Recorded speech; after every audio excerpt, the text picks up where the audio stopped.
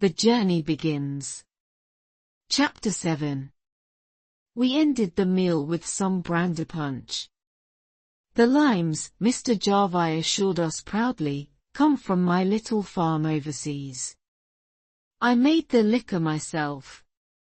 This led to a conversation between Mr. Owen and our host about the possibility, which the government had recently given to Scottish towns, to trade with the British colonies in America and the West Indies.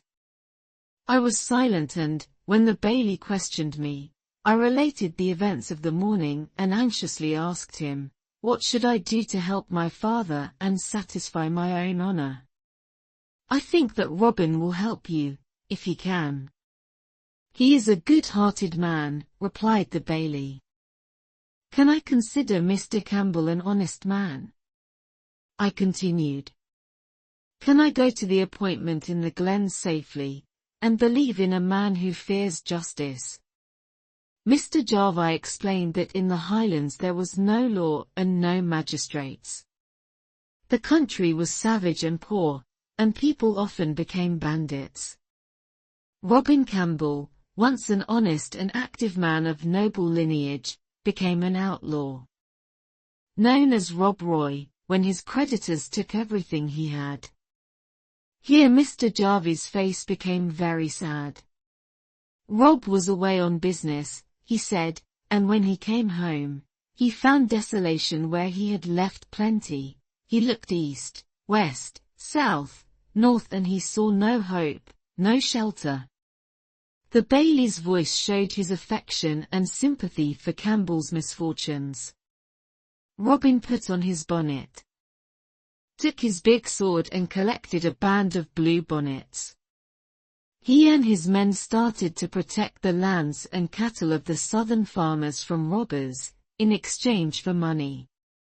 Oh, a very singular contract of insurance.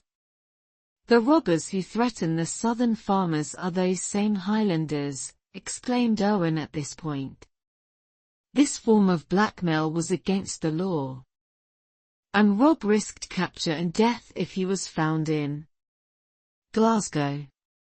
He is a sort of Robin Hood, concluded the Bailey. I am convinced that he robbed Morris with the help of Rashleigh to accelerate the Jacobite rebellion against King George. He was certainly an agent between our Highland chiefs and the gentlemen in the north of England. The conversation went on, and gradually we came to the opinion that I should leave at once for the glens and meet Rob Roy there. The next morning at 5 o'clock we started our journey. Mr. Owen remained in Glasgow and Andrew came with us. We travelled all day, going northeast from Glasgow, first across a marshy barren land, then through a wild and desolate area with dark blue mountains visible in the distance. I began to appreciate Mr. Jarvie. He had an observant mind and he knew the ancient history of the area.